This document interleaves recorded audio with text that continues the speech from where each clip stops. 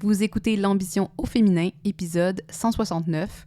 Et aujourd'hui, on va parler de coaching entrepreneurial et de pourquoi je pense que c'est important d'apporter une approche féministe. Mon nom est Tatiana Saint-Louis et j'anime L'Ambition au féminin, un podcast pour toutes les femmes pleines de vision, de talent et de drive qui désirent redéfinir le succès selon leurs termes et leurs conditions. Chaque semaine, j'explore seule ou en présence d'invités les thèmes entourant la réussite professionnelle et personnelle. Mindset, productivité, leadership, branding personnel, c'est le rendez-vous pour réfléchir à la façon dont tu veux vivre ton plein potentiel et laisser ton empreinte dans le monde.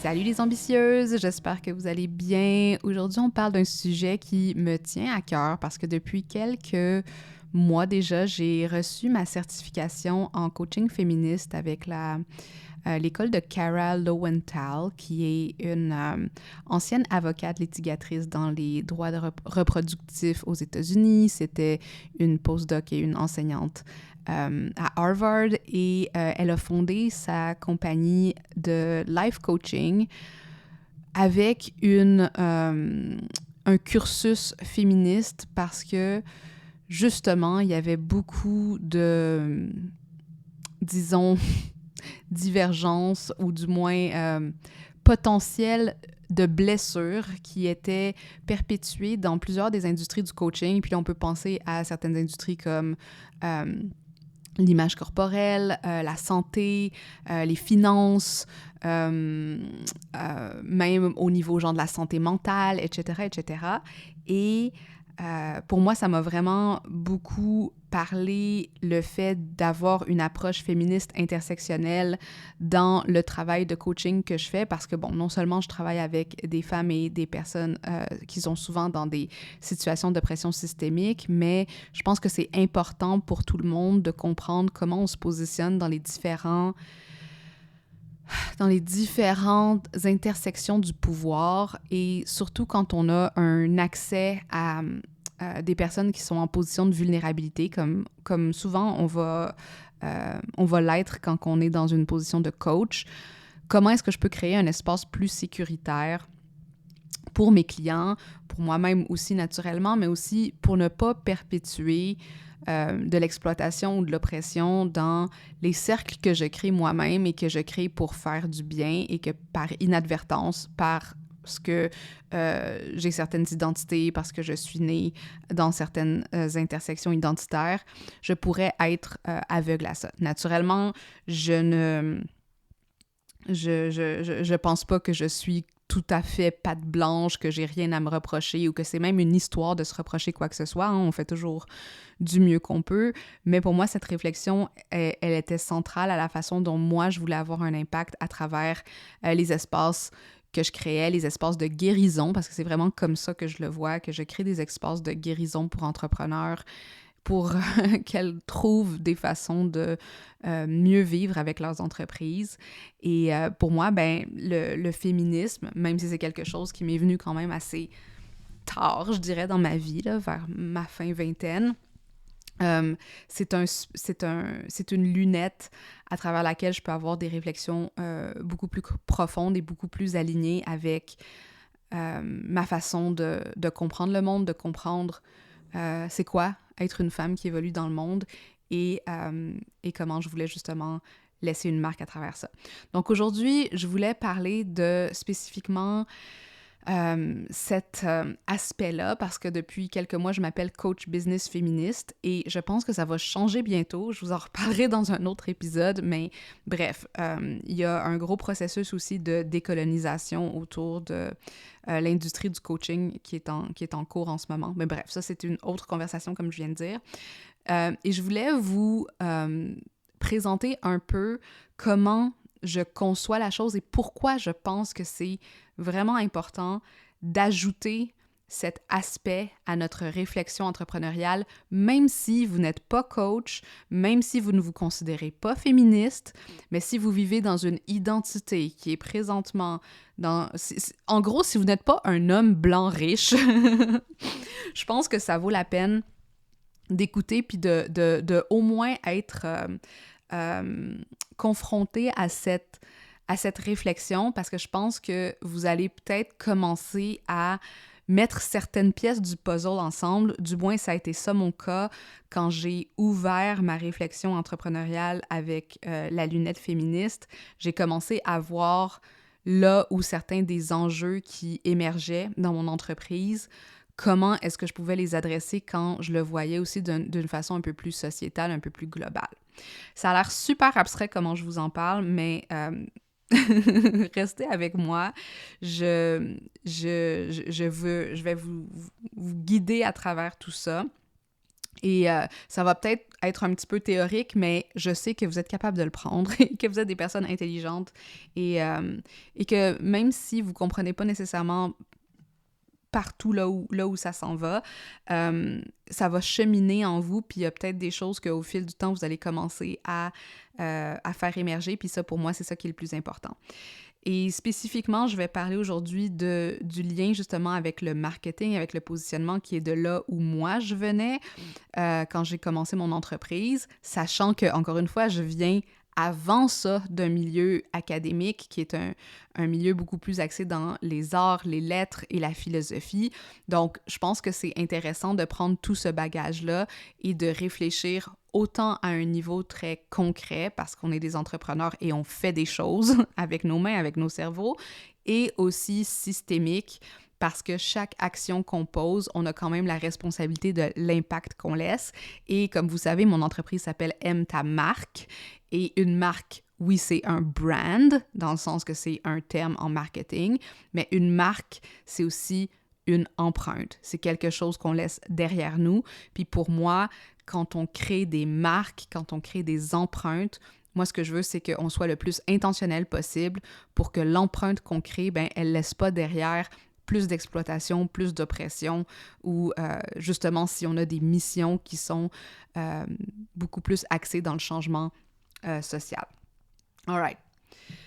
Donc, je suis sûre que vous l'avez remarqué, depuis les 10 dernières années, les coachs business se sont multipliés, surtout sur le web et surtout en période de pandémie où là, il y avait des départs massifs d'emplois, où il y avait eu des mises à pied, où les gens avaient beaucoup d'incertitudes et se sont tournés vers l'entrepreneuriat comme la solution un peu miracle, je dirais.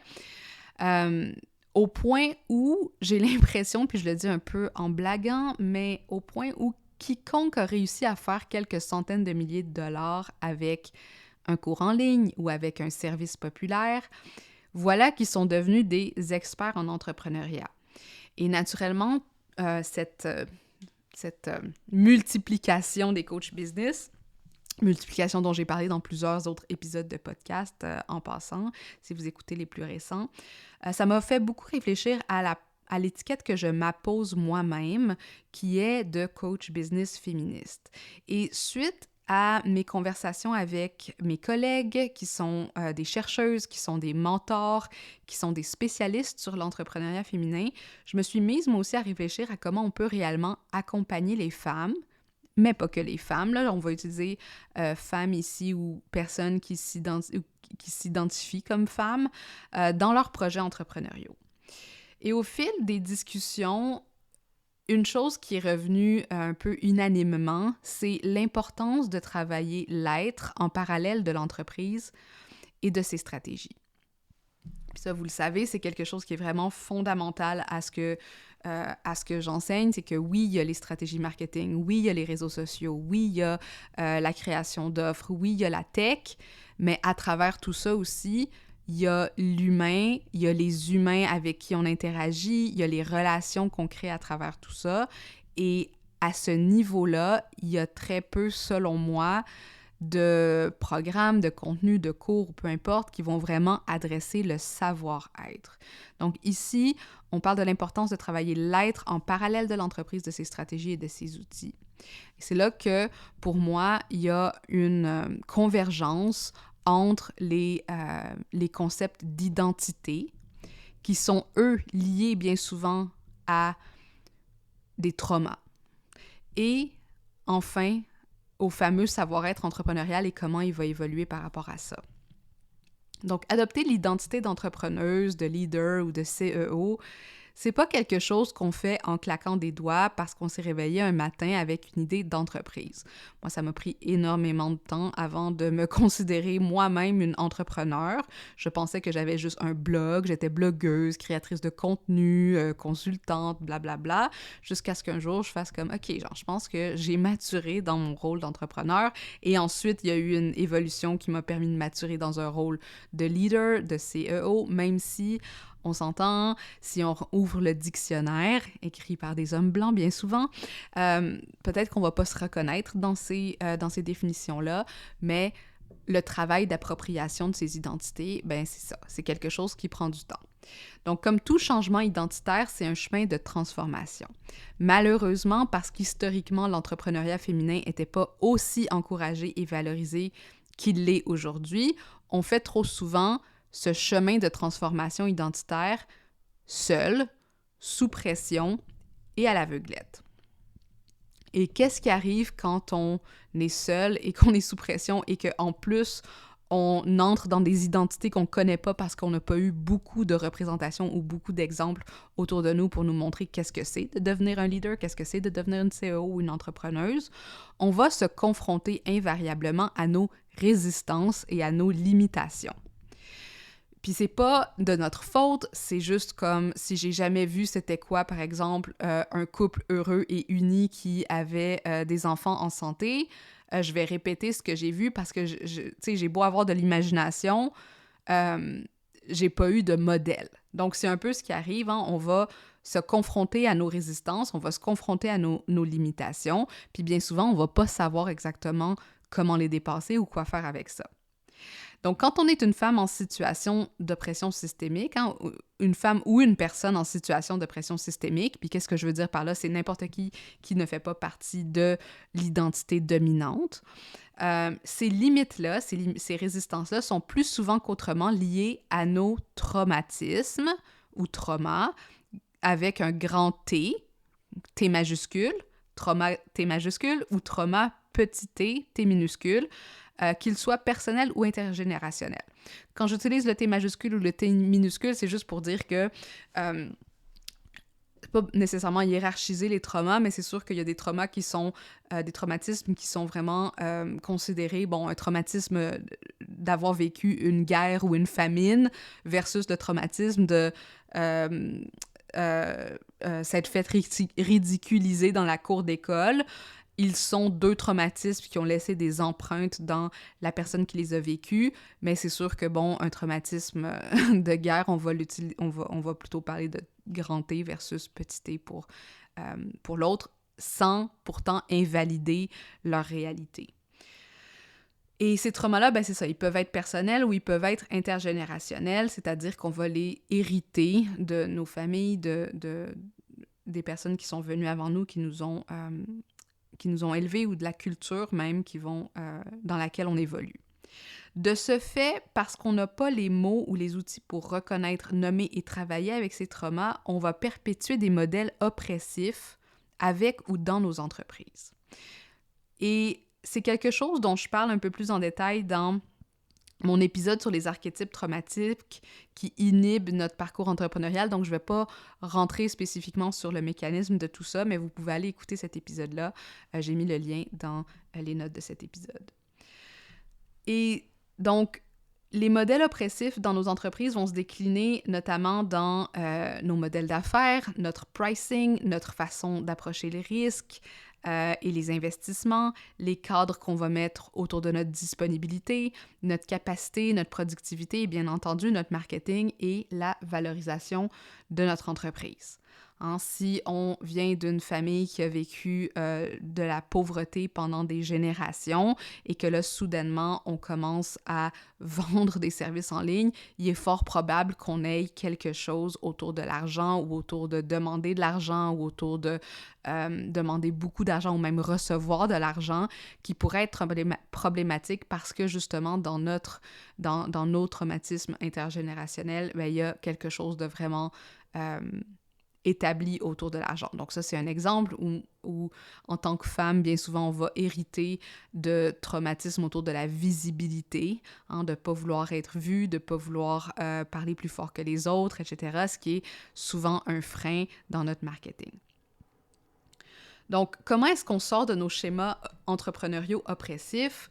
Ce que je constate quand j'observe la façon dont les femmes, qu'elles en soient à leur première année en entrepreneuriat ou leur 10e année, c'est qu'elles ont beau accomplir davantage après année à année, elles restent prisonnières de schémas plus ou moins oppressifs. Bien entendu, il y a des personnes qui vont mieux vivre avec ces schémas oppressifs que d'autres. Il y a des personnes qui vont être capables de jouer la game traditionnelle un peu plus facile que d'autres, comme même dans un contexte salarié. Il y a des personnes qui vont... il y a des femmes ou des personnes en situation d'oppression qui vont apprendre à mettre de côté leur personnalité et leur être, puis vraiment jouer du coude ou jouer dans des modèles plus masculins, disons, de leadership ou de compétition. Puis là, quand je dis masculin, je devrais plutôt dire traditionnellement masculin ou patriarcaux. Et c'est pas tout le monde qui va réagir négativement à ça. Cependant, il y a beaucoup de personnes pour qui ça va initier des réponses traumatiques. Et généralement, ces personnes-là qui ont le plus de difficultés à garder le cap dans des états de résistance soutenus, c'est les personnes qui sont soit neurodivergentes, rebelles, les personnes racisées, les identités visibles et invisibles qui sont considérées, entre guillemets, hors normes par l'identité dominante. Puis c'est là où l'approche systémique devient cruciale, parce que c'est utile de pouvoir reconnaître comment certaines réalités invisibles vont influencer l'expérience de l'entrepreneur, surtout si on a l'impression de constamment répéter les mêmes erreurs, entre guillemets, les mêmes schémas, de toujours se confronter aux mêmes portes fermées. Donc, qu'est-ce qu'on peut faire pour sortir des schémas répétitifs qu'on répète malgré nous dans notre entreprise? On doit invariablement reconsidérer les règles du jeu en revenant d'abord et avant tout à nous-mêmes. C'est pour ça que pour moi, dans mon approche, c'est vraiment important de revenir à notre histoire, revenir à notre vision, notre pourquoi et notre contexte. Puis quand je dis contexte, ça peut être notre contexte familial, notre contexte social, mais aussi les différentes identités dont on a nommé.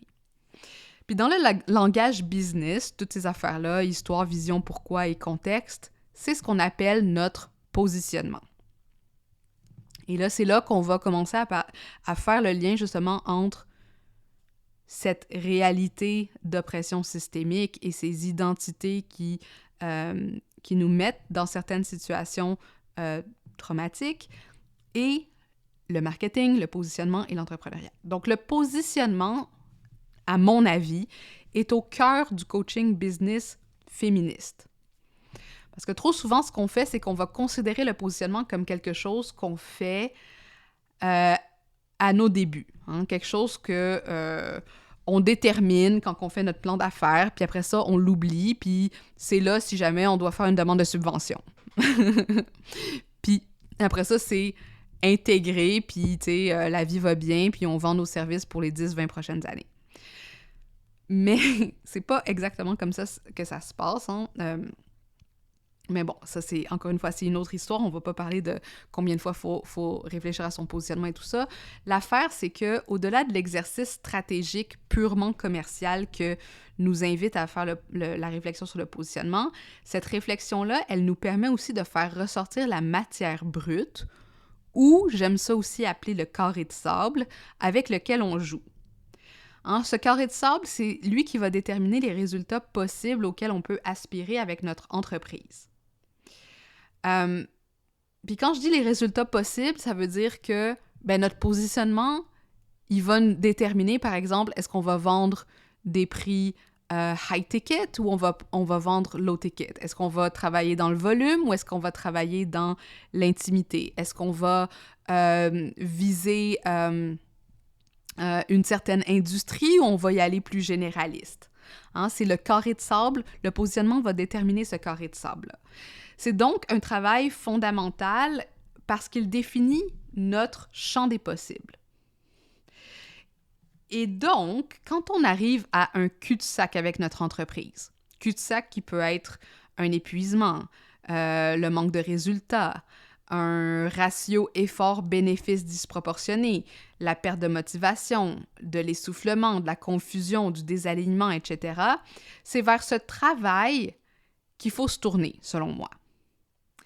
Puis ici, c'est pas juste une question de redéfinir notre offre puis de refaire nos prix, nos avatars, etc., mais plutôt de réaffirmer notre identité entrepreneuriale en connaissance de cause, hein, parce qu'on sait qu'elle est influencée par nos intersections sociales et identitaires, et revenir à la dimension de l'être entrepreneur. Puis c'est ce travail qui peut alors tout changer de ce que j'ai observé dans mes groupes, avec les clients que j'ai travaillés. C'est ce travail qui, ultimement, va faire un effet domino et changer tout le reste en aval. Hein, les résultats, les prix, etc., la clarté. Une fois qu'on a refait la réflexion autour de la dimension de l'être entrepreneur, c'est là qu'on va voir les résultats réellement changer parce que jusqu'avant, on travaillait en patch. Donc, quand je coach mes clients, ce que je cherche à identifier avant tout, c'est ce carré de sable, soit le nouveau carré de sable ou celui qui a été redéfini, si par exemple on est dans un processus de pivot, parce que c'est ce carré de sable qui va offrir le cadre de progression pour le déploiement de la vision. Et cette vision, encore une fois, elle est très intimement liée à notre identité parce que certaines personnes ne vont jamais s'autoriser une certaine vision parce que justement, de par leur historique, de par leur contexte, de par leurs identités, ils se disent « c'est impossible pour moi de toute façon de, exemple, faire 1 million de dollars parce que, je sais pas moi, une personne avec la trisomie 21 ne peut pas, genre, faire 1 million de dollars. » Tu sais, mettons, parce que dans dans l'imaginaire collectif, c'est juste une impossibilité. Donc, c'est sûr que ces identités-là vont baliser aussi ce que chaque entrepreneur va s'autoriser aussi comme vision. Et donc, dans ce processus, ce qu'on va faire, c'est qu'on va identifier les résistances qui existent dans l'être entrepreneur et qui se répercutent dans le modèle d'affaires, dans les systèmes de productivité, dans les relations entretenues avec les clients et dans l'approche au marketing et à la visibilité. Ça, c'est ma façon de voir la chose, hein? Parce que les fameux blocages, hein, ils sont généralement tous là, à la source, le positionnement de l'entrepreneur qui est lui-même calqué dans les opportunités et possibilités que l'entrepreneur perçoit pour elle-même. Mais attention, c'est ici que ça se complique un peu parce que comme on travaille au niveau de résistance et autour de potentiels traumas, de limitations qui sont réelles, parce qu'on ne va pas se mentir sur le monde dans lequel on vit, il y a des limitations, hein, c'est pas juste si tu veux, tu peux. Mais il y a aussi des limitations qui sont imaginaires, donc des choses qu'on continue à perpétuer parce qu'on a l'impression que c'est la réalité. On ne peut pas toujours approcher le problème par le biais rationnel cognitif ou bien par le côté plus stratégique pur et dur. Il faut être plus rusé que nos injonctions et que nos conditionnements internalisés. Et c'est là qu'on en arrive avec le coaching féministe qui va nous permettre de déjouer les conditionnements capitalistes patriarcaux. Donc, c'est ici que l'approche autour du coaching féministe est celle que moi j'ai développée en ayant cherché aussi l'intelligence somatique et l'intervention de l'inconscient. Hein? Puis là, ça, encore une fois, c'est un autre épisode, mais j'aime appeler l'inconscient ici la matière noire de notre psyché. C'est là qu'on va permettre de travailler autour de ces blocages et de les dépasser éventuellement. Parce que comme on veut désamorcer les résistances à la source, on doit être en mesure de travailler à la source. C'est ce qui, par la suite, va nous permettre d'engendrer des changements au niveau de notre offre, des systèmes, des stratégies qui vont alors correspondre à une cohérence renouvelée. Et cette cohérence, elle va plaire autant à notre cerveau qu'à notre système nerveux. Et qui dit système nerveux heureux dit aussi plus de créativité, plus d'énergie, plus de succès en tout et pour tout, qu'il soit financier ou en termes de notoriété ou de longévité. Donc là, je vous ai fait un espèce de gros topo parce que, en gros, comment ça fonctionne, c'est que une fois qu'on a établi cette sécurité interne, cet état de cohérence, c'est alors qu'on peut facilement appliquer n'importe quelle stratégie marketing, modèle de pricing, whatever ce qu'on veut implémenter, car il n'y a plus de blocage au niveau de l'être entrepreneur. Et c'est cette approche effectuelle de l'entrepreneuriat qui va nous mener vers des résultats durables et alignés. Et, selon moi, et surtout avec les personnes avec qui je travaille, dans un monde où la majorité des systèmes financiers sont basés dans la surconsommation et l'exploitation, entreprendre selon un nouveau paradigme, c'est plus que juste une expérience philosophique, c'est devenu une question de survie.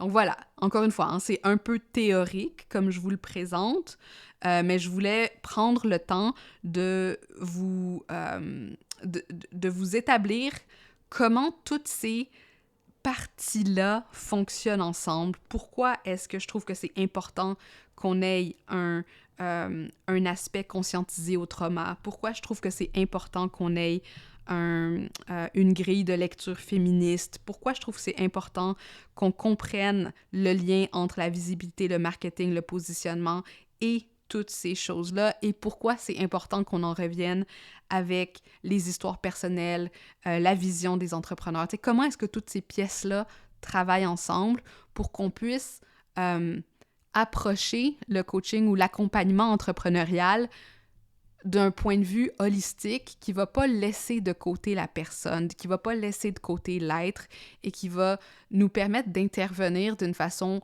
beaucoup plus juste et pleine de compassion, mais aussi avec le moins de détours possible parce qu'on ne veut pas travailler dans la résistance. Alors voilà ce que j'avais pour vous. Si jamais, ça vous intéresse d'en savoir plus, vous allez voir, j'ai beaucoup de contenu qui parle de différentes dimensions de cette approche-là, autant quand on parle des traumas, du système nerveux, du soin collectif, du positionnement même. Et pour moi, c'est important qu'on se dirige dans cette direction-là, puis c'est vraiment là que je veux, moi, laisser une marque, c'est de comment est-ce qu'on s'accompagne dans un contexte qui est aussi complexe, mais aussi qui a besoin d'être mis en lumière pour être vraiment accueilli et pour qu'on puisse prendre soin des êtres entrepreneurs alors que elles font des choses qui sont quand même risquées. Elles font des choses qui vont demander beaucoup d'énergie, beaucoup de travail aussi sur soi. Puis ça, c'est pas vrai que c'est quelque chose qu'on laisse complètement de côté quand on focus sur des problèmes d'affaires. J'espère que ça vous a plu et comme d'habitude, laissez-moi un 5 étoiles dans votre plateforme d'écoute préférée pour aider les autres à découvrir le podcast. Et s'il y a quelqu'un que vous pensez qui devrait entendre cette entrevue, envoyez-lui et je vous envoie toute ma gratitude pour ça. On se dit à la prochaine. Hey, salut l'ambitieuse! Je me suis dit que si tu écoutes cet épisode, il y a de fortes chances que tu sois intéressée à plonger au cœur de ton identité de marque. Et pour ça, il n'y a pas d'autre place qui est plus adaptée que de mon programme Money Brand. Dans ce parcours qui a aidé des centaines de leaders, coachs, consultantes, créatrices et professionnels du service à retrouver sérénité et sens dans leur aventure entrepreneuriale, on y parle d'offres, de marketing, de positionnement et de visibilité, mais toujours à partir du spectre de la cohérence interne et de l'efficacité énergétique. On y construit des environnements qui vont prioriser l'être au-delà du paraître. Et les anciennes participantes, qu'elles aient suivi d'autres programmes auparavant ou non, étaient unanimes. C'est complètement différent de tout ce que tu pourrais avoir expérimenté par le passé. Donc, si tu es intéressé à travailler de cette façon dans ton entreprise pour changer complètement de paradigme et commencer à transformer tes revenus, ton lifestyle et tes communautés pour qu'elles correspondent davantage à ta vision, la première étape, c'est d'envoyer ta candidature. Tu vas ensuite être transporté vers mon atelier privé sur comment te faire voir, connaître et reconnaître grâce au web sans y laisser ton temps, ton argent ou ta personnalité. Je t'y parle aussi de la méthodologie Money Brand et de tout ce que ça inclut quand tu nous rejoins dans cet espace. Donc, n'hésite pas, il n'y a aucune obligation à envoyer ta candidature. Tu vas avoir toutes les cartes en main ensuite pour prendre une décision souveraine et éclairée. Pour envoyer ta candidature pour Money Brand, c'est à mtamarque.com/moneybrand. Et Money Brand, ça s'écrit M-O-N-E-Y comme money et brand B-R-A-N-D. Money Brand. À bientôt!